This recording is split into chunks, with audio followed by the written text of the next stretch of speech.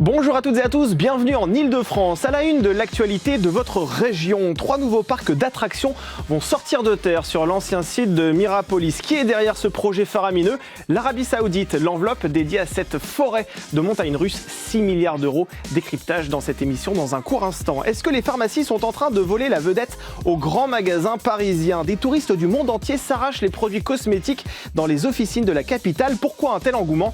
On en parle dans cette première partie. On prendra ensuite des nouvelles du Paris Saint-Germain qui a fait match nul sur la pelouse de Rennes, 2 buts partout dimanche dernier. C'était à l'occasion de la première journée du championnat de Ligue 1. Dans le vestiaire, loin des caméras, le coach espagnol Luis Enrique est en train de remettre l'église au centre du village, quitte à brusquer certains joueurs. Vous le verrez. Dans le grand entretien du jour, nous allons parler de la rentrée des classes et plus particulièrement de l'uniforme que l'État a décidé de ne plus financer. Malgré ce retrait, certaines communes ont décidé de maintenir cet uniforme dans leurs écoles, quitte à sortir le carnet de chèques. Nous ouvrirons ensuite notre page culture avec cette comédie musicale qui a fait vibrer Broadway pendant près de 1000 représentations. Ça s'appelle Le Guide du parfait gentleman assassin. 2 acteurs au centre de ce spectacle seront avec nous dans ce studio dans un court instant. Et enfin, nous conclurons cette émission avec la chronique conso et cette folie autour des pop-up stores.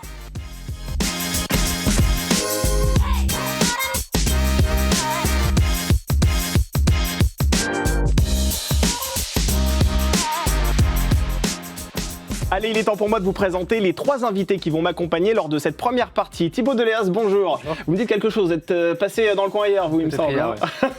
Bon, vous avez changé de chemise, contrairement à moi. Vous êtes journaliste au service Web Éco au sein du Figaro. Marie Bartnick, bonjour. Vous êtes journaliste au service économie du Figaro. Soyez la bienvenue dans cette émission. Et Christophe Remise, vous êtes journaliste au service des sports. Soyez également le bienvenu. On va commencer avec vous, Thibaut Deléas, parce que l'Élysée a annoncé hier la construction de 3 parcs d'attractions à l'occasion de la visite en France du prince héritier d'Arabie Saoudite, Mohamed Ben Salman. À quoi ces espaces vont-ils ressembler? Est-ce qu'on a déjà des informations? Pour l'instant, pas du tout et très peu. En fait, le projet est assez flou, c'est normal parce qu'il en est qu'à ses débuts. Pour l'instant, ce qui a été signé, c'est un accord entre la France et l'Arabie Saoudite, puisque c'est un projet qui est porté, on en parlera sûrement plus tard, par une entreprise publique saoudienne. Donc en fait, cet accord, c'est un peu les bases du projet qui sont posées. Jusqu'à maintenant, il y avait très peu de gens dans la confidence. Maintenant, il va pouvoir y avoir des discussions également avec les élus, les collectivités locales. Et on va pouvoir un peu définir les contours de ce que nous, on peut leur proposer pour que le projet soit intéressant pour eux. Et eux vont pouvoir affiner ce qu'ils ont envie de faire ici. Et ensuite seulement, on y verra peut-être un peu plus clair sur ce qui est prévu. Mais j'imagine que la feuille n'est pas si blanche que ça. Pour l'instant, ils ne sont pas allés si loin dans la communication de leur projet, mais j'imagine qu'ils savent à peu près quel grand 8 ils vont mettre sur place, quel décor ils vont mettre, les franchises aussi peut-être, enfin, les thèmes qui vont être choisis pour ce parc. Probablement. Après, pour l'instant, effectivement, on n'a pas l'information. Et c'est un stade où le projet peut aussi beaucoup bouger. Si on peut donner un ordre de comparaison, on peut se rappeler on nous a dit que c'était un projet qui était de l'ampleur de l'implantation de Disneyland Paris dans les années 80. Quand Disneyland Paris s'est implanté, même quand le parc a ouvert, on nous avait présenté que les maquettes, le parc était prêt pour les 30 années à venir, on savait tout ce qui allait être construit. Bon, en fait, dès les choses qui étaient prévues au bout de la 2e année, elles n'ont pas été faites parce que ça ne s'est pas déroulé comme on pensait. Et c'est un secteur dans lequel il faut être aussi assez agile parce qu'il faut savoir s'adapter à la réponse du marché. Donc, c'est pas forcément certain qu'ils aient déjà une idée très précise de tout ce qu'ils vont faire. Alors, on n'a pas beaucoup d'informations, c'est vrai, sur le visage que ce parc va prendre. Néanmoins, on parle souvent de Dragon Ball Z. C'est vrai que dans ces actualités, là, autour de ces 3 parcs, ces derniers jours, on a entendu des rumeurs autour de Dragon Ball Z. Est-ce que ça va vraiment tourner autour de ce manga?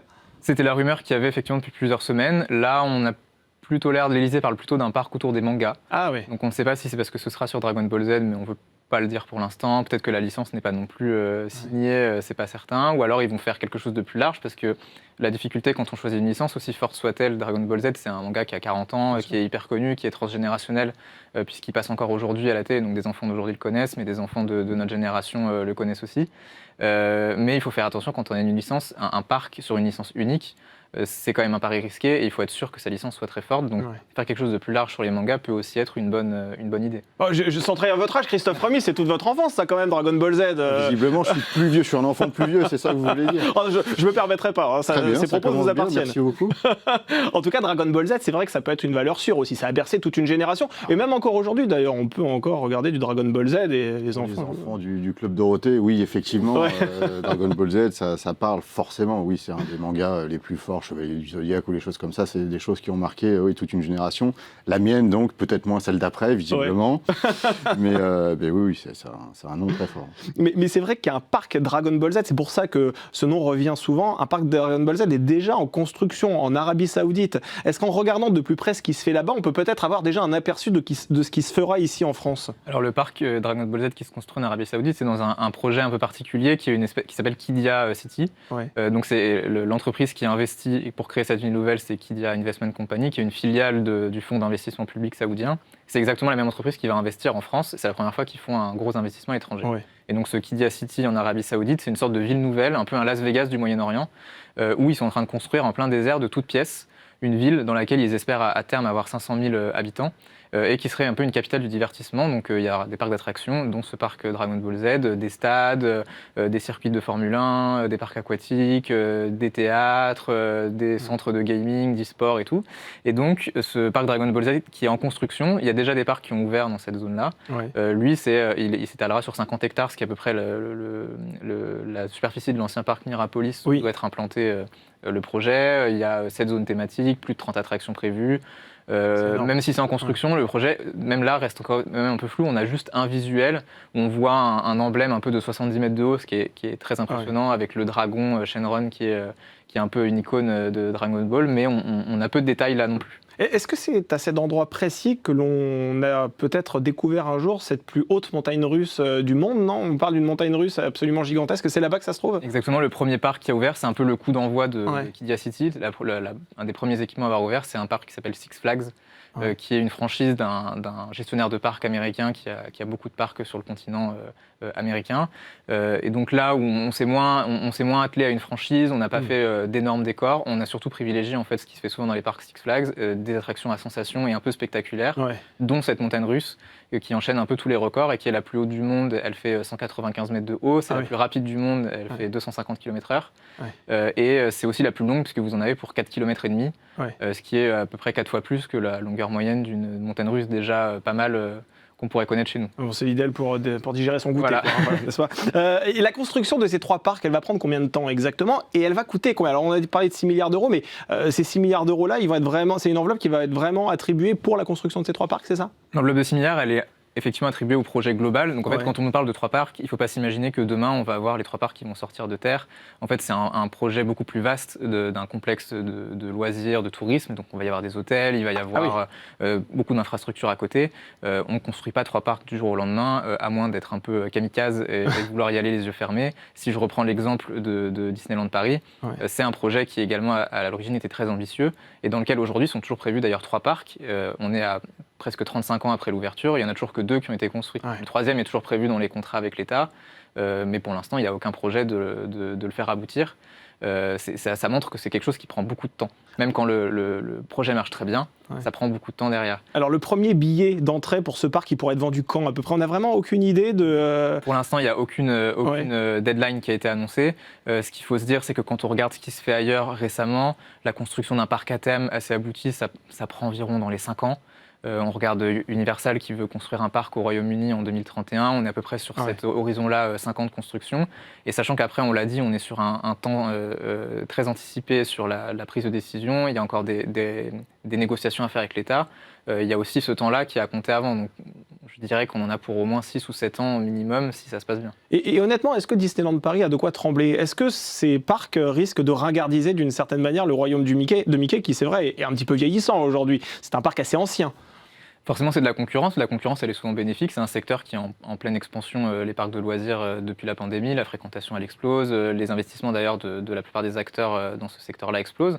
Donc, je pense qu'il y a de la place pour d'autres, de nouveaux entrants. Et les parcs comme Disneyland, mais aussi comme le parc Astérix, qui est dans la région, ils ont une certaine avance. C'est-à-dire qu'ils sont installés depuis des années, il y a une habitude qui est là, des gens qui viennent, il y a des investissements qui sont déjà programmés pour les années à venir. Quand ce parc-là, il ouvrira, on en parlait hier dans l'émission, le nouveau Space Mountain de Disneyland, la zone Roi Lion, tout ça, ce sera même déjà passé, alors que ça nous paraît très loin aujourd'hui. Ils seront déjà sur les investissements futurs. Et tout ça en ayant déjà un outil fonctionnel et une habitude de consommation qui leur assure une grosse avance. Mais pourquoi cet engouement autour des parcs d'attractions? Vous avez parlé de ce parc Universal qui sera le premier en Europe, qui doit arriver au Royaume-Uni en 2031, c'est ça que vous avez dit. Et là, on parle d'un parc construit par l'Arabie Saoudite. Cette rénovation aussi de Disneyland Paris, on a l'impression qu'il y a un véritable engouement autour des parcs de loisirs aujourd'hui. C'est de manière générale, il y a une transformation de l'économie, il y a une très forte appétence pour les expériences.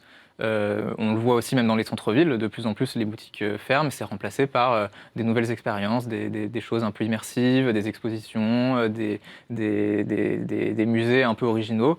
On voit aussi dans l'industrie de la musique, c'est la même chose qui se passe. La vente de disques, elle a complètement chuté depuis l'arrivée du streaming et l'industrie se rattrape par les concerts qui explosent. On n'a jamais vu autant de concerts, les billets d'ailleurs sont de plus en plus chers. Et vous avez un peu la même chose et dans les parcs, ça a été alimenté aussi par l'industrie du cinéma. Par exemple, si je prends encore le cas de Disney, aujourd'hui, leur branche expérience, qui est les parcs et leurs croisières également, elle est 2 fois plus rentable à chiffre d'affaires égal que la branche historique des studios. Donc c'est quelque chose qui est aussi très important, et même pour Universal, c'est la même chose, qui est aussi un groupe audiovisuel à la base. C'est un investissement qui est capital pour eux, parce que c'est des investissements très très lourds, mais c'est des investissements qui rapportent dans une transformation du marché aujourd'hui qui est très en faveur de ce mode de consommation-là. Et la bonne nouvelle de ces 3 parcs pour notre pays et plus particulièrement pour l'Île-de-France, c'est la création de ces 22 000 emplois aussi.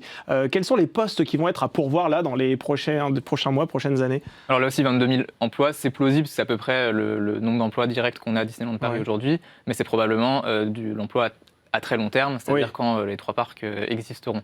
Là, dans ce type de projet, à très court terme, les premiers emplois que vous allez avoir, ça va être des emplois de conception, pour peu que ce soit conçu en France avec des entreprises françaises de création. Vous allez après avoir des emplois de BTP, très ponctuels aussi, de main-d'œuvre, de chef de chantier, de choses comme ça. Et ensuite, plus on approchera de l'ouverture, plus vous allez commencer à avoir des postes d'exploitation, qui pourront être piochés dans d'autres parcs, probablement, avec les compétences qui existent, et également beaucoup de formations, parce que c'est beaucoup de postes pour faire tourner un parc, qui sont des postes qui demandent peu de compétences acquises au début. C'est des choses sur lesquelles on peut se former, et qui vont permettre de créer de l'emploi dans la région.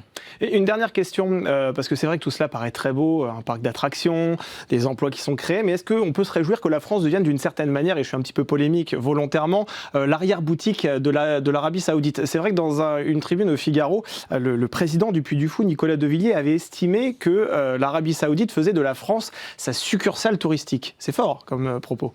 Il ne faut pas être naïf sur tout ça, tous ces projets de l'Arabie Saoudite. Il y a une grande volonté de redorer un peu son blason. L'Arabie Saoudite, elle a été vivement critiquée, notamment pour sa gestion des droits humains sur place. Même le prince Mohammed Ben Salman, qui a été reçu en grande pompe en France il y a encore quelques années, il était un peu mis au banc de la scène internationale.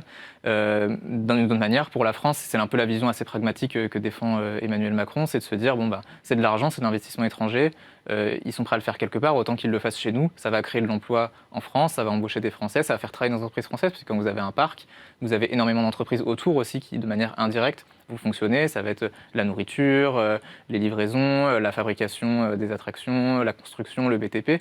Donc en fait, vous allez nourrir tout un écosystème. Donc c'est un peu cette approche-là pragmatique qui est prise, de se dire, cet argent, autant le prendre et qu'il aille chez nous.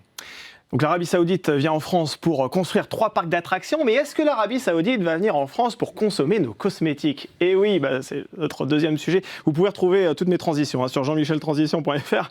Alors les pharmacies, c'est vrai, on en parlait en introduction, sont devenues de véritables centres d'attraction, là aussi si j'ose dire, pour des touristes du monde entier. Est-ce qu'on peut dire que ces officines sont devenues une véritable étape incontournable dans une session de lèche-vitrine? Oui, en effet, il suffit de se promener aux abords des Galeries Lafayette ou dans certains quartiers touristiques de Paris, de franchir les portes d'une pharmacie et de voir qu'il faut se frayer un peu un chemin parmi tous les touristes. On entend parler chinois, on se croise des Brésiliens, on croise beaucoup de nationalités. Donc oui, c'est vrai que pour beaucoup de touristes, entre une visite de musée, un bon restaurant, une session de lèche-vitrine, où on va s'acheter des vêtements, on vient dans une pharmacie pour acheter des cosmétiques, des produits, en particulier des produits de dermocosmétiques. C'est vous, parce que je ne sais pas ce que vous avez fait pendant vos vacances, mais à aucun moment on aurait l'idée d'aller dans une pharmacie lorsque l'on va en vacances à l'étranger. Pourquoi nos pharmacies françaises donnent-elles à ce point envie? Je pense qu'il y a plusieurs facteurs. D'abord, il y a le fait qu'on a des marques de dermocosmétiques qui marchent très bien à l'étranger. Par exemple, Aven, La Roche-Posay, Bioderma. C'est des marques qui sont assez puissantes. La Roche-Posay, c'est quand même 3 milliards de chiffre d'affaires, dont les 3/4 se font à l'étranger. Donc ce sont des marques qui sont appréciées dans le monde entier. Et donc quand les touristes viennent en France, il est assez naturel qu'en fait ils aillent chercher les produits là où il y a le plus de choix, là où ils sont un petit peu moins, probablement pas mal moins chers. C'est moins cher chez nous que dans leur pays, c'est ça ? Oui, c'est moins cher d'acheter des produits de dermocosmétiques français en France que d'aller les chercher aller les acheter aux États-Unis où ils sont exportés. En plus, aux États-Unis, le pouvoir d'achat est plus important qu'en France. Donc pour les Américains et pour bien d'autres nationalités, c'est plutôt une bonne affaire que de venir s'approvisionner en France. Et en plus, ils bénéficient d'un choix qui est plus vaste que chez eux. Qui est plus vaste et qui est peut-être aussi de meilleure qualité, parce qu'on a aussi on cultive une véritable excellence aussi dans la cosmétique en France. Oui, et puis il y a l'Union européenne est assez exigeante s'agissant des ingrédients qui peuvent rentrer dans leur composition. Elle autorise par exemple moins d'ingrédients qu'aux États-Unis. Donc ça peut être un argument pour certains touristes. Mais on ne se rend peut-être pas compte, et peut-être que les téléspectateurs qui nous regardent n'ont pas véritablement aussi remarqué toutes ces files d'attente devant les pharmacies. C'est quoi l'ampleur de ce phénomène ? C'est vraiment quelque chose qui est récent ? C'est quelque chose de massif ? Alors, c'est pas récent, parce que ça fait bien plus de 10 ans que les pharmacies françaises attirent les touristes. Mais c'est un phénomène qui a été amplifié par les réseaux sociaux. Et c'est vrai que si on va sur TikTok, sur Instagram, les hashtags French Pharmacy ont énormément de succès. On voit des touristes, beaucoup d'Américaines qui remplissent leur panier et qui montrent tout ce qu'elles achètent. Et ça fait parfois des millions de vues. Et donc, ça nourrit ce phénomène. C'est essentiellement grâce aux réseaux sociaux, vous nous dites, notamment TikTok, qu'aujourd'hui, il y a des touristes qui se ruent dans les pharmacies françaises ? Au départ, ce n'était pas le cas, parce qu'il y avait des pharmacies qui avaient, par exemple, des accords avec des tours opérateurs pour faire venir des Chinois, des Asiatiques dans leur pharmacie. Et de plus en plus, ce sont les réseaux sociaux qui sont vraiment les vecteurs d'attraction de ces officines. Et est-ce que certaines officines vont peut-être aussi rémunérer des influenceurs, des influenceuses de façon à faire de la publicité aujourd'hui ? Peut-être qu'elles vont devoir s'adapter à cette économie. En tout cas, elles sont très vigilantes à être présentes sur les réseaux sociaux, sur les forums de discussion les plus consultés dans chaque pays. Enfin, pour celles qui ont fait vraiment de l'attraction des touristes une stratégie. Ce n'est pas le cas de toutes les pharmacies, évidemment. Et c'est vrai que c'est impressionnant parce que quand on rentre dans une pharmacie et qu'on achète des produits cosmétiques, généralement, on en a pour quelques dizaines d'euros. Là, les influenceuses dont vous parliez, elles ressortent avec des paniers qui parfois avoisinent les 500-600 euros. C'est impressionnant. Et ça, c'est de la publicité donc pour ces pharmacies qui... Et c'est de la publicité... gratuite pour ces pharmacies qui, effectivement, doivent leur faire un très bon écart. Alors, vous avez cité quelques marques tout à l'heure. Quels sont les produits stars vraiment que les touristes s'arrachent ? C'est des crèmes de jour, des anti-cernes On voit beaucoup, il y a des produits qui peuvent nous surprendre parce que la biafine ou l'homéoplasmine, qui ne sont pas des produits, a priori, moi, je n'aurais pas cité ces produits-là. En fait, ce sont des produits qui sont très mis en valeur sur les réseaux sociaux. Puis il y a les produits des marques les plus fortes comme La Roche-Posay, Aven, les Cicaplast, Cicalfate, des produits de cicatrisation, aux côtés de produits plus cosmétiques comme l'huile prodigieuse de Nuxe. Il y a quelques best-sellers comme ça qui sont très appréciés des touristes. Et est-ce que ces officines font parfois aussi de la concurrence à des boutiques comme Sephora, Marionneau, par exemple, qui ont pignon sur rue aussi, et qui sont beaucoup plus connues pour ces touristes, justement, qui ont tendance à se diriger aussi vers ces boutiques-là ? Je pense que c'est un marché qui est en forte croissance. Je pense qu'effectivement, les touristes se rendent à la fois dans des Sephora et dans des pharmacies. Chez Sephora, on trouve moins de produits de dermocosmétiques, de produits qui sont vraiment un peu plus tournés vers le soin. On est plus vers la cosmétique. Et une dernière question que je voulais vous poser, comment ces officines s'organisent-elles aussi face à l'afflux de ces clients ? Ce n'était pas forcément écrit sur le papier que des touristes chinois allaient venir dans ces pharmacies lorsqu'elles ont ouvert. Mais pour celles qui en ont fait vraiment une stratégie, c'est évidemment pas le cas de toutes, mais elles embauchent des vendeuses ou des vendeurs qui ont une double culture, qui parlent chinois, qui parlent portugais pour les Brésiliens. Et donc, elles s'organisent vraiment pour pouvoir accueillir au mieux ces touristes-là. C'est le cas, par exemple, au sous-sol des Galeries Lafayette. Il y a une grande parapharmacie. On y parle chinois. Et voilà, c'est comme ça qu'elle s'adapte. Elle s'adapte comme ça. Bon, vous voyez, la France rayonne à travers ses pharmacies. Mais elle rayonne aussi à travers son équipe de football, notamment le Paris Saint-Germain, dont on a beaucoup parlé, c'est vrai, la saison dernière, après avoir été champion de France, après avoir remporté la Ligue des Champions pour la 2e fois consécutive, le Trophée des Champions. C'est vrai que le PSG part avec une exigence immense, finalement. Comment Luis Enrique fait-il encore progresser une équipe qui, finalement, a tout gagné ? En fait, on se dit que le PSG ne peut que décevoir cette saison. C'est un peu l'idée, c'est pour ça qu'il emploie une méthode assez forte d'entrée, puisque là on a vu que dimanche dernier à Rennes, pour la première journée de championnat, il a mis sur le banc à la mi-temps 2 de ses joueurs stars, le Ballon d'Or Ousmane Dembélé, l'un des candidats au prochain Ballon d'Or Gvisha Kvaratskhelia. Il n'a pas hésité à le faire et ça lui a plutôt servi puisque c'est un des remplaçants, Ferran Torres, une des recrues de l'été, qui a marqué un doublé et qui a sauvé le PSG qui était mené 2-0. Oui, absolument. Alors là, effectivement, ça a été un véritable coup de tonnerre d'une certaine manière pour les observateurs de la planète football qui se sont demandé pourquoi ces 2 joueurs avaient été sortis. Pour celles et ceux qui ne sont pas forcément très au fait de ce monde du football, est-ce que c'était vraiment très audacieux de la part du coach espagnol de sortir ces 2 joueurs à la mi-temps? Est-ce que c'était vraiment quelque chose de très surprenant? Oui et non.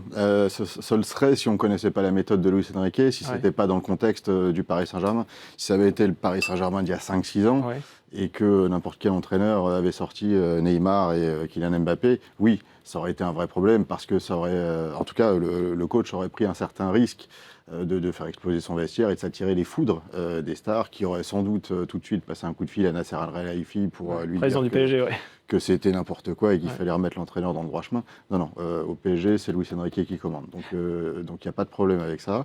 Il l'a déjà fait d'ailleurs par le passé. Il avait mis Ousmane Dembélé hors du groupe. Il l'avait écarté pour un match à Arsenal en Ligue des Champions.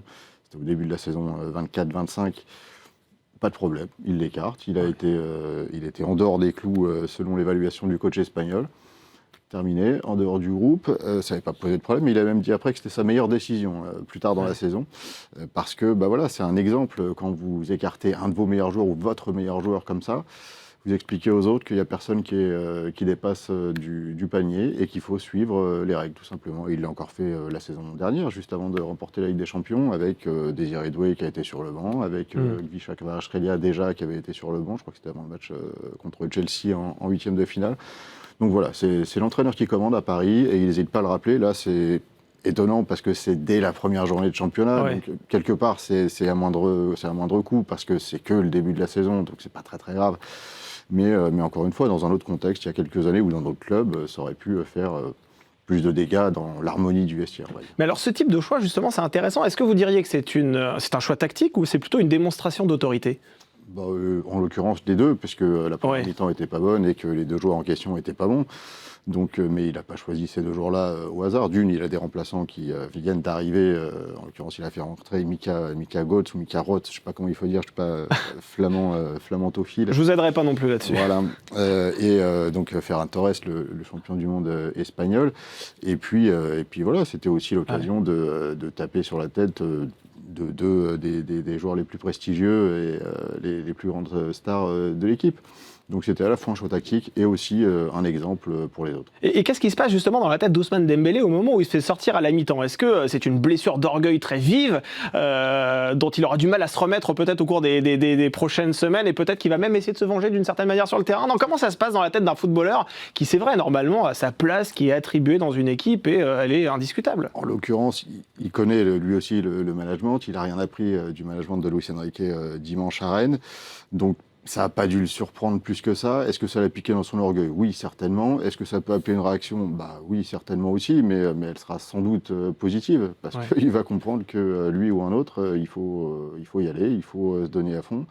Il faut être performant, parce que sinon vous avez un Ferran Torres qui arrive, qui n'est pas n'importe qui. Alors c'est pas un prétendant au Ballon d'Or, c'est pas une superstar, mais c'est un garçon qui peut mettre des buts, qui a déjà prouvé à City ou au Barça et à la Coupe du Monde avec l'Espagne. Je vous rappelle que c'est lui qui avait marqué le but vainqueur en finale contre l'Argentine.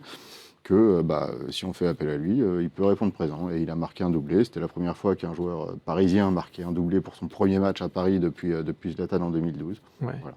Et qu'est-ce qui a changé d'ailleurs dans l'attitude des Parisiens au moment où il y a eu ce changement tactique à la mi-temps?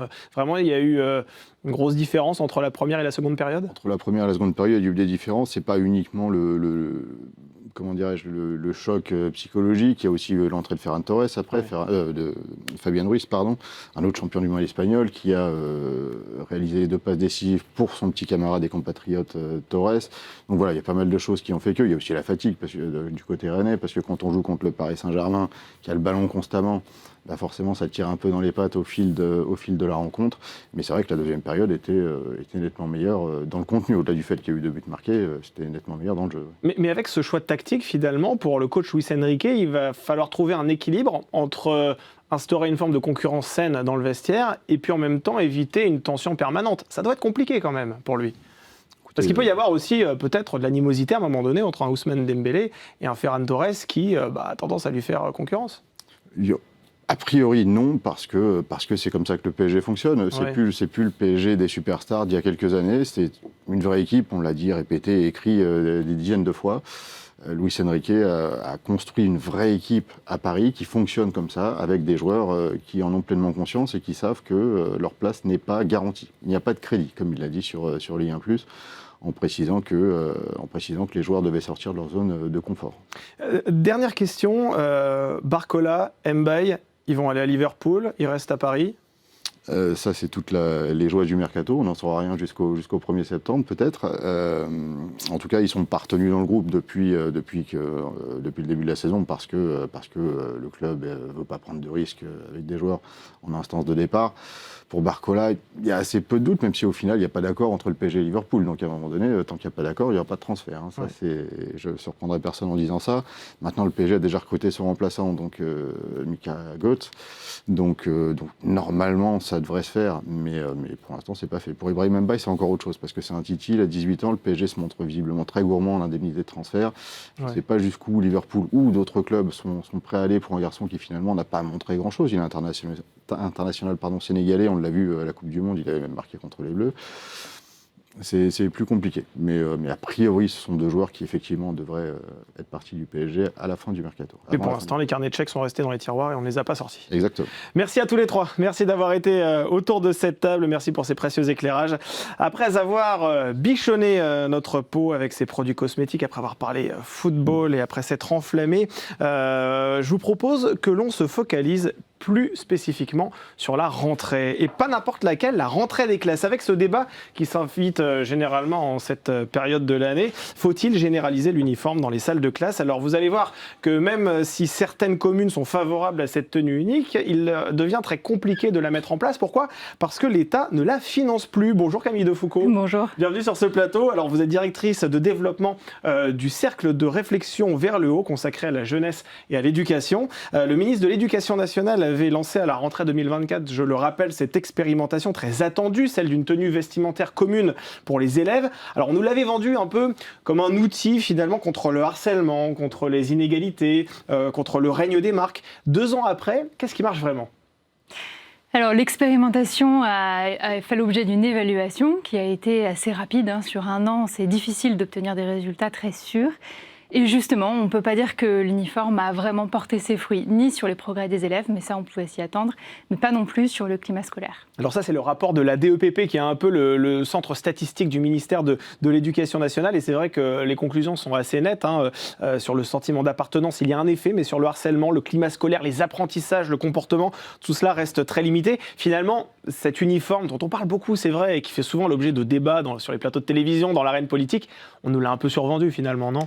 En tout cas, c'est vrai qu'il fait l'objet de beaucoup de projections. Ouais. Chacun y voit ce qu'il veut, il génère une certaine nostalgie aussi pour une école qui aurait marché un jour, un certain exotisme. Ouais. Mais ce que la DEP dit, et le bureau d'études aussi qui a été mandaté, c'est qu'il plaît beaucoup plus aux adultes qu'aux jeunes, en réalité. C'est ça, oui, parce que les jeunes, généralement, peuvent montrer une certaine réticence, même si je crois que dans ces conclusions, on ne montre pas de farouche opposition, finalement. C'est plus parfois des réticences, les élèves qui n'ont pas forcément l'impression d'être mis dans la boucle, hein, c'est ça, hein. Exactement, ils ont l'impression que ça leur a été imposé. Plus de 60% et encore plus de 70% au lycée disent qu'ils se sentent mal dans cet uniforme. Ouais. Dans cette tenue unique. Et c'est vrai qu'il y a un enjeu d'autorité derrière. Pour les adultes, c'est une forme de réassurance de l'autorité. Pour les jeunes, c'est quelque chose qu'ils ne maîtrisent pas, qu'ils n'ont pas décidé. Et on sait aujourd'hui qu'une autorité qui fonctionne, c'est une autorité qui repose sur la confiance, donc peut-être aussi sur le dialogue. Il y a d'autres moyens de générer cela. Donc ce que vous nous dites, c'est que finalement, l'uniforme ne sert qu'à asseoir une autorité sur un élève, en vérité. Parce que quand on regarde le rapport, en effet, il n'y a pas forcément de lien sur le harcèlement, le comportement, l'apprentissage.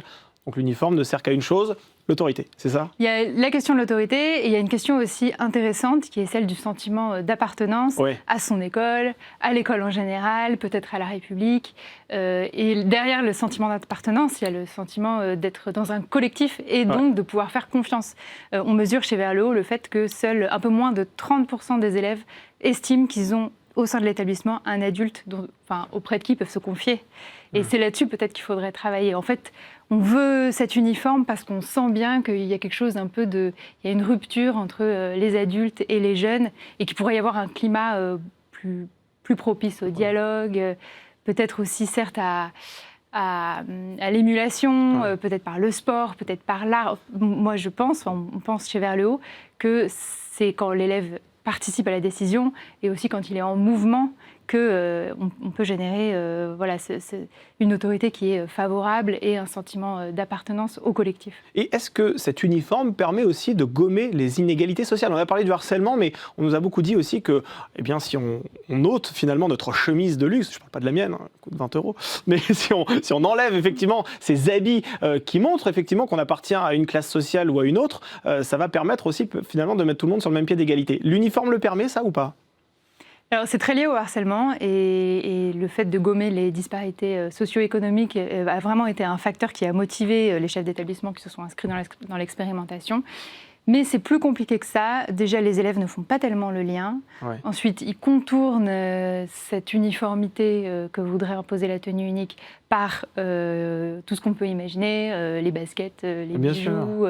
Et il y a beaucoup d'établissements, faute de moyens, qui ont proposé un uniforme seulement sur la partie supérieure du corps. Et puis, il y a aussi le fait que, c'est ce que les professeurs disent, on voit bien à l'état de la tenue, quand même, on peut percevoir l'origine socio-économique des élèves. Donc, ça gomme pas complètement les disparités. Il n'y a rien dans l'étude de la DEP, dans le bureau d'études qui a été mandaté, qui permet de dire que ça a eu un effet vraiment positif à ce niveau-là. Mais j'ai le sentiment qu'on fait un peu les choses à moitié en France, parce que quand on regarde en Angleterre, nous c'est vrai qu'en France il s'agit souvent de suites, de chemises, de blouses. En Angleterre il s'agit non seulement de ces hauts, mais il s'agit aussi de ces bas, parfois on va même jusqu'aux chaussettes. Pourquoi en France on ne fait pas un uniforme complet qui là peut-être permettrait de gommer vraiment les inégalités, puisque comme vous l'avez dit, on peut se rattraper différemment en portant une montre de marque, en mettant un pantalon peut-être très à la mode. On a fait un peu les choses à moitié en France. Avec une cravate. Avec une cravate, c'est ça, ouais, exact. Alors, on en vient à la question fondamentale qui est celle du budget, qu'on n'a pas, qui a jamais été prévue. Là, la seule expérimentation sur un an a coûté à l'État, et on ne parle même pas des collectivités, 1,6 million. C'est une ligne de budget qui va sauter dans un contexte budgétaire qui est extrêmement contraint. Je pense qu'il y a des pays qui ont toujours prévu l'uniforme. Et du coup, c'est plus facile aussi au niveau logistique, parce que les personnels, les équipes pédagogiques se sont beaucoup plaints de toute l'organisation qu'on ne soupçonne pas, mais qu'il y a derrière le fait de recevoir une tenue qui soit à la bonne taille, qui soit bien proposée aux élèves, que les élèves respectent. Donc, ce n'est pas dans la culture française. Ça a un coût qui est assez important.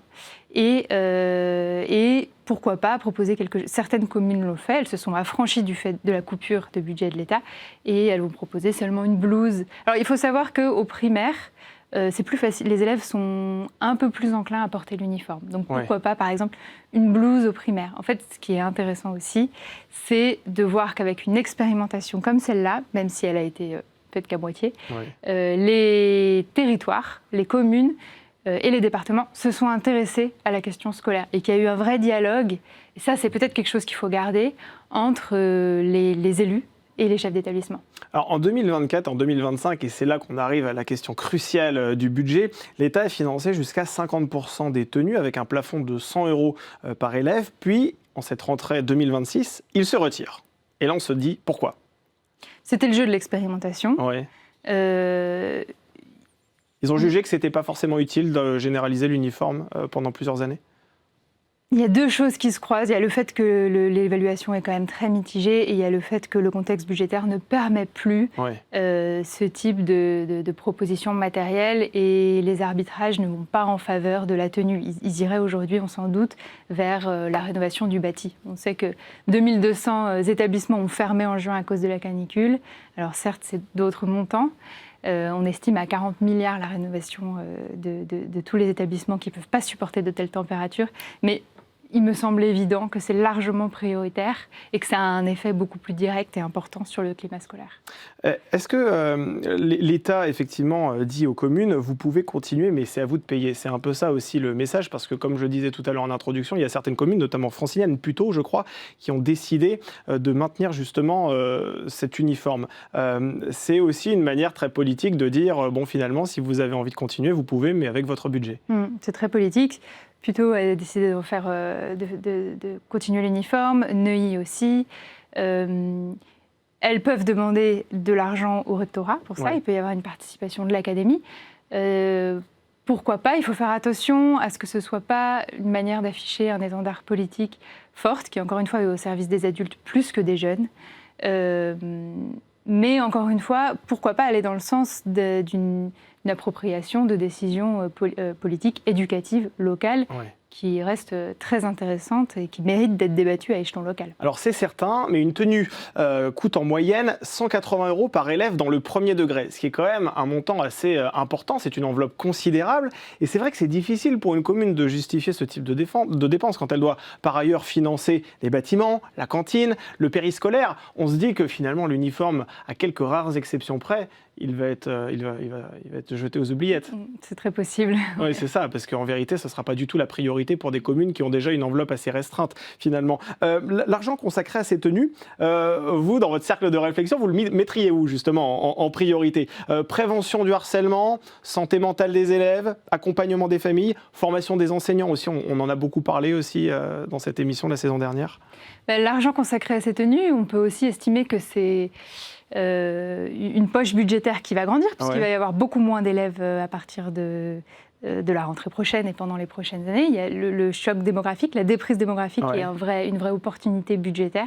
Et la tentation pour le gouvernement va être grande de réinvestir cet argent dans le remboursement de la dette.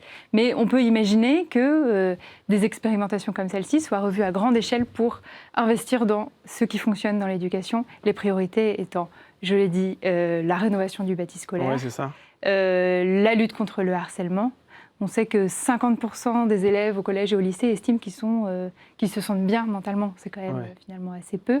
Et il y a des associations qui existent, qui sont assez nombreuses, qui font un travail très efficace et qui coûtent beaucoup moins cher que 180, 190 € par élève. Je m'éloigne un petit peu du sujet, mais comment expliquez-vous, parce que ça c'est un chiffre quand même qui est marquant, 50% des élèves, vous dites, estiment que leur santé mentale est bonne, ce qui veut dire que 50 autres % estiment que leur santé mentale vacille.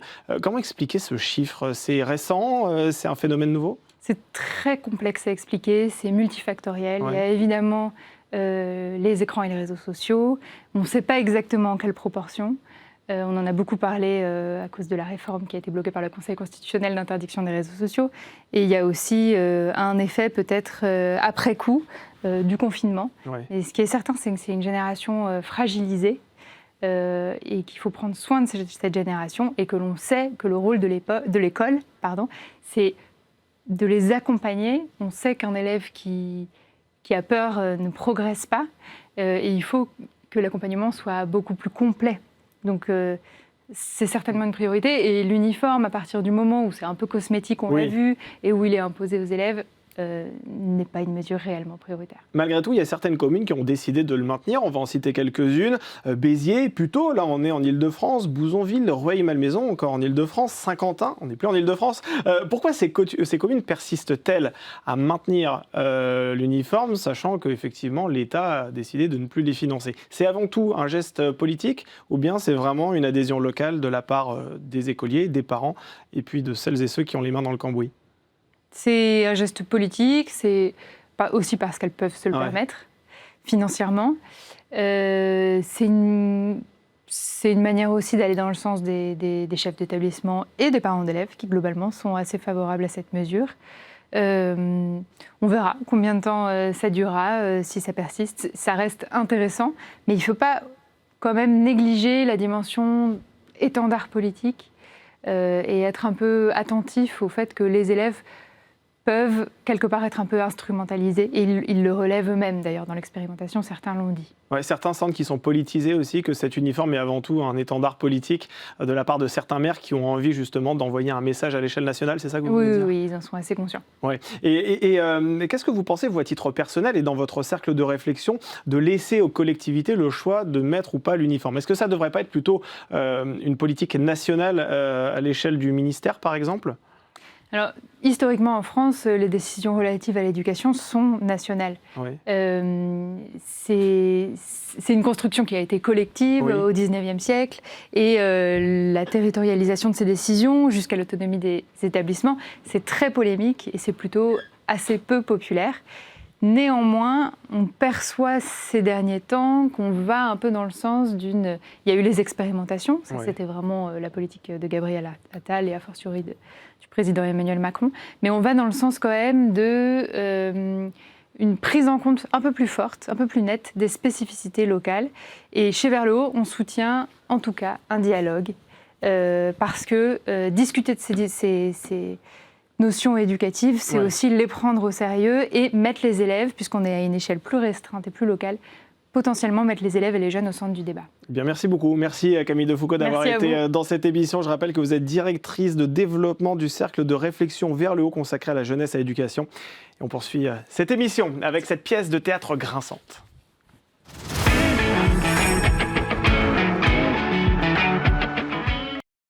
Imaginez, vous découvrez que vous êtes à deux doigts de devenir comte, qu'une fortune vous attend, mais qu'il reste quelques cousins sur le chemin, beaucoup de cousins. Alors, qu'est-ce que vous faites?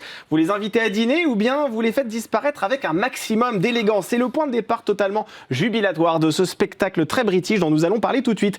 Bonjour Gaëtan Borg. Bonjour Benoît Coden. Soyez les bienvenus autour de cette table. Le guide parfait du gentleman assassin. Le guide du parfait gentleman assassin. C'est plutôt dans ce sens-là que ça se passe. C'est la comédie musicale donc qui se joue actuellement au théâtre du Palais Royal. Benoît, vous jouez tous les héritiers qui vont se glisser finalement dans ce jeu. Finalement, vous allez vous faire buter. C'est ça, très clairement. C'est un peu votre rôle. Vous êtes mort toute la... J'étais engagé pour mourir. Vous avez été engagé pour mourir. Vos personnages ont une espérance de vie très limitée, on va en parler. Et Gaëtan, vous glissez dans la peau de Monty Navarro, qui est donc le personnage au centre de cette pièce, qui va saigner tous ses cousins, très clairement. C'est vrai.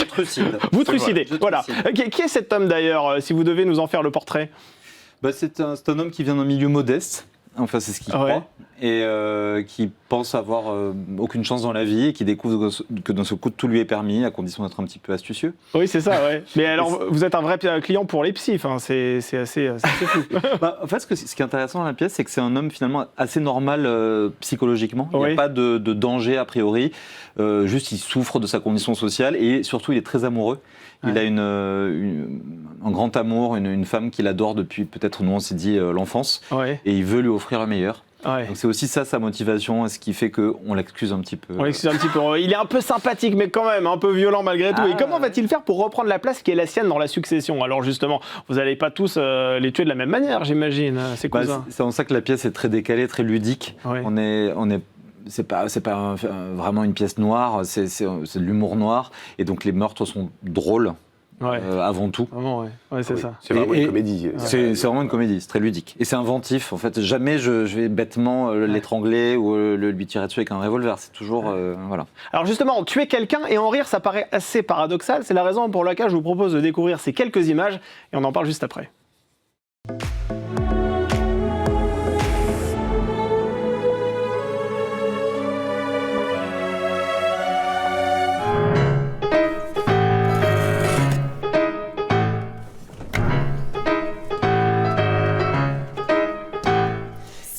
vous avez le cœur un peu sensible, si vous avez des soucis de santé, il va bientôt se passer des choses horribles. Alors voilà, ne restez pas, c'est mieux comme ça. C'est mieux comme ça. Magnifique cette mort. Hein. Franchement, on n'a pas vu une mort comme ça depuis Marion Cotillard. Hein. C'est dur un petit peu. Quand on a tourné, au départ, on imaginait quelque chose d'assez crédible, d'assez dans la mesure. Ouais. Et puis, je sais, en rigolant, j'ai fait un et Nouritza Emmanuel, qui a réalisé le teaser, a dit attends, c'est peut-être pas mal de faire un truc comme ça. Refait. Donc on a ri. Oui, c'est ça. Donc on a plein de prises complètement débiles, de morts toutes plus nulles les unes que les autres. Et finalement, ça a été gardé pour la version finale. Vous êtes quand même le comédien sur la place de Paris qui est capable de jouer 50 nuances de décès finalement. C'est exactement ça. On tombe, on se noie, il y a différentes morts, on va pas spolier, mais je meurs à chaque fois d'une façon différente de la précédente. Mais c'est facile de passer d'une victime à l'autre comme ça, parce qu'au total, vous jouez 7 cousins et cousines, hommes et femmes d'ailleurs. 8 même. 8, d'accord. 8. 6 hommes, 2 femmes, tous les âges. Toutes les énergies, on va dire, toutes les humeurs. C'est facile, je sais pas si c'est facile, en tout cas, c'est tellement plaisant de se dire que, voilà, toute la soirée, on fait viens, on aurait dit que j'étais une vieille dame désagréable, oh, viens, on aurait dit que je suis un petit vieux un peu gentil. Et en fait, c'est vraiment un amusement de trouver comment leur donner à chacun et chacune une particularité, une voix, une façon de bouger, un rapport aussi à Monty qui est différent. Ils sont globalement tous assez désagréables, assez odieux. Donc on n'a pas grand-peine à les voir mourir. C'est même plutôt un amusement de se dire tiens, comment il va faire avec lui parce qu'il est bien. Donc ça c'est rigolo. Et à faire, ce qui est très marrant effectivement, c'est la rapidité d'exécution entre 2 personnages parce qu'il y a généralement moins de 15 secondes. Pour changer de costume. Alors ça, c'est un vrai défi logistique, par contre. Comment vous faites ? Ça a été alors, ça part déjà du costumier Axel Boursier qui a réussi à créer des costumes bourrés d'astuces à l'intérieur pour qu'ils puissent être enlevés et mis très rapidement. Et l'équipe d'habillage du Théâtre du Palais Royal, avec qui vraiment on a mis au point une chorégraphie très précise de je mets mon pied là, je mets mes bras comme ça pendant qu'on m'enfile le truc, j'ai les mains libres, j'en profite pour mettre le dentier pendant qu'on m'installe la perruque, et hop, je rentre. Et donc c'est comme un peu comme une Formule 1 qui arrive au stand. Vraiment, je sors, je suis dans mon emplacement, je ne bouge pas à grand chose, clac, clac, clac, clac, clac. Vous êtes crevé à la fin de la représentation, non ? Enfin, vous avez pour envie de dormir. Ça va. Pour l'instant, ça... En fait, j'ai un acte 1 qui est extrêmement riche, l'acte 2 est beaucoup moins énergivore, on va dire. Donc l'acte 1, c'est vraiment un sprint. L'acte 2, j'ai plus le temps de respirer un petit peu. Alors, on regarde de l'espérance très limitée de vos personnages. On peut difficilement s'attacher aux gens que vous jouez. Néanmoins, est-ce qu'on s'attache aux vôtres ? Parce que vous êtes quand même un assassin. Théoriquement, on devrait quand même avoir envie de vous jeter des œufs. C'était des œufs ou des tomates. C'était l'enjeu. Et la metteuse en scène, Virginie Lemoine, m'a tout de suite donné ça comme brief. Elle m'a dit, toi, ton personnage, l'important, c'est qu'il faut tout le temps qu'il soit charmant. Il faut toujours que le public soit de son côté. Donc j'ai vraiment ce truc d'essayer. Elle m'a donné en référence Hugh Grant, ces gens qui ont une espèce de maladresse et de charme anglais, tout ça. Donc moi je bosse là-dessus pour pas être 100% antipathique. Mais en même temps, il a au fond, c'est lui la victime de la pièce. Enfin, moi, je pense Monty, sa mère a été répudiée, cette famille le traite mal. Et c'est pas lui qui va se faire tuer. Qui est totalement vénale aussi. Oui, c'est ça. Joué par Camille Nicolas. Qui est totalement vénale. Donc on voit bien que le pauvre, il court après cette jeune fille qui le balade. Et lui, pensant résoudre la situation en disant mais en fait je vais être contre parce que je suis héritier, en fait c'est super, et elle le croit pas du tout. Enfin, donc oui, on est quand même, j'imagine je pense on est quand même beaucoup en empathie avec. C'est pas un méchant. C'est la solution qu'il a trouvée. Mais vous êtes, on est d'accord, partagé entre 2 femmes dans cette pièce, hein, c'est ça. Il y a Phoebe d'un côté, c'est ça, qui est jouée par Emma Brazeil, et les deux font une sorte de duo à distance parce qu'elles se connaissent pas. Mais on parlait de la différence entre le premier acte qui est très lourd pour nous deux et le deuxième acte qui est un peu plus cool. Et le deuxième acte est assez surprenant parce que d'un seul coup, c'est 2 figures un petit peu clichés mais à dessin. C'est un peu l'acte des femmes, l'acte 2. Elles font leur retour et elles surprennent beaucoup parce que c'est une pièce qui a l'air très ancienne, mais en fait, ça a été écrit en 2014, qui a un point de vue très moderne, aussi, y compris sur le rôle de la femme. Et elles ont 2 personnages très surprenant au fil de la pièce. Et on n'a pas parlé du genre très singulier de ce spectacle. C'est une comédie musicale. Ça veut dire que... Ah oui, tiens, au fait. Bah oui, au fait. Oui, on chante, au fait. Bah, c'est ça, en fait. Mais vous chantez vraiment, alors vous êtes chanteur de profession, c'est ça enfin... Ah bah, pourquoi l'un sans l'autre? Ah bah oui, c'est ça. Non, mais franchement, toute la troupe est constituée. On est 11 comédiens, chanteurs, danseurs. Parce qu'on se demande parfois dans les comédies musicales, est-ce que vous êtes plus comédien, chanteur? Est-ce que vous... J'imagine qu'on a tous une discipline un peu maîtresse, mais pour on fait du triathlon, quoi. Oui, c'est ça. Oui, c'est ça. C'est exactement. C'est très complet pour le coup. C'est très complet. Et vous dansez également? Oui. Ouais. Oui, mais alors la chorégraphe Marie-Jo Buffon a fait quelque chose qui était très théâtral, c'est-à-dire que c'est pas d'un seul coup un tableau dansé avec tout le monde en même temps, c'est des choses qui racontent, c'est une femme aussi de théâtre, elles ont beaucoup travaillé avec Virginie, on voit pas la différence entre la danse et le jeu, c'est très intégré. Il y a évidemment des tableaux qui sont de l'ordre de la chorégraphie, qui sont très beaux, mais tout est dramaturgique. Mais c'est vrai que c'est un spectacle, je le disais tout à l'heure en introduction, au tout début de cette émission, qui a été fondé à Broadway en 2013, qui a quand même bénéficié de près de 1000 représentations en 2 ans, je crois. Enfin, c'est énorme. Comment vous expliquez ce succès, justement ? J'imagine que c'est le plaisir de voir des choses totalement interdites et illégales, mais faites de façon suffisamment élégante et amusante pour qu'on puisse les savourer et se dire... J'imagine que peut-être il y a des spectateurs ou des spectatrices qui se disent « Ah, non, lui, je l'aurais pas tué comme ça. J'aurais essayé. » C'est terrible. J'imagine vous avez des assassins dans le public. Il y a un côté exutoire. On transforme le public en bande de sadiques. Tout le monde est content, attend le prochain. Et surtout, le public est pris à témoin par Monty Navarro dès le début. Donc, malgré eux, les spectateurs et les spectatrices sont témoins, voire complices. Donc... Ils font limite partie prenante des crimes. Il y a quelques petits regards de connivence juste avant. Et donc en fait, je pense que il y a un certain plaisir à se dire tiens, comment il va le tuer celui-là.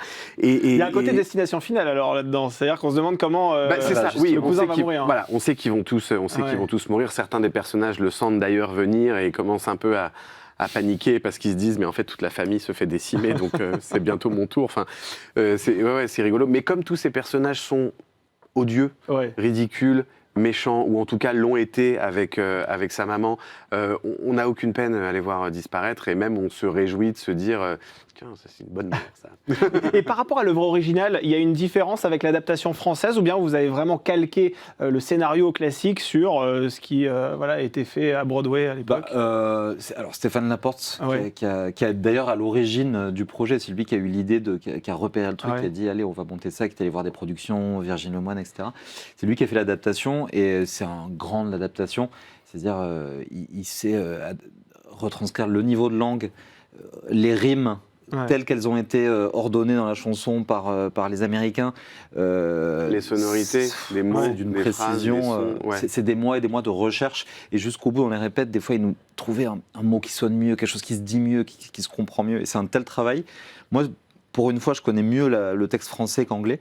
Maintenant, quand j'écoute les chansons de l'album américain, j'ai l'impression que c'est l'inverse, que c'est la traduction du français. C'est la traduction du français, on a le sens tout restitué parfaitement. Mais voilà, c'est l'exacte traduction, il n'y a pas de changement, il n'y a pas d'autre choix, c'est l'œuvre originale adaptée en français. Le guide du parfait gentleman assassin, donc c'est le titre de la pièce.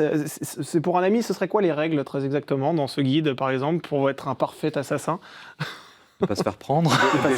D'accord, très bien. De jamais tuer soi-même, de toujours faire en sorte que ce soit un peu un accident ou que ce soit quelqu'un d'autre qui tue à sa place pour avoir l'air toujours insoupçonnable. Pas mal. Et puis tu es avec un certain panache. Pas bêtement pousser quelqu'un. Ah si, remarque, je pousse quelqu'un. Plus c'est gros, plus ça passe. Du haut d'une église. Ah oui, il y a toujours quelque chose d'un petit peu élégant. Quand même, c'est sacré. Il y a un lyrisme. Voilà. C'est beau, magnifique. Bon, merci d'avoir été tous les deux sur ce plateau. Merci Gaëtan Borg, merci Benoît Coden. Le guide du parfait gentleman assassin, c'est donc le spectacle qui se joue à au théâtre du Palais Royal, et pas la Comédie de Paris. Voilà, c'est une comédie musicale. C'est, je le rappelle, au théâtre du Palais Royal. Vous venez de commencer, donc on peut effectivement aller vous applaudir assez vite. Merci d'avoir été sur ce plateau. C'est la fin de cette émission. Merci de nous avoir suivis. Bienvenue en Ile-de-France revient demain. Très bonne soirée à toutes et à tous sur le Figaro TV.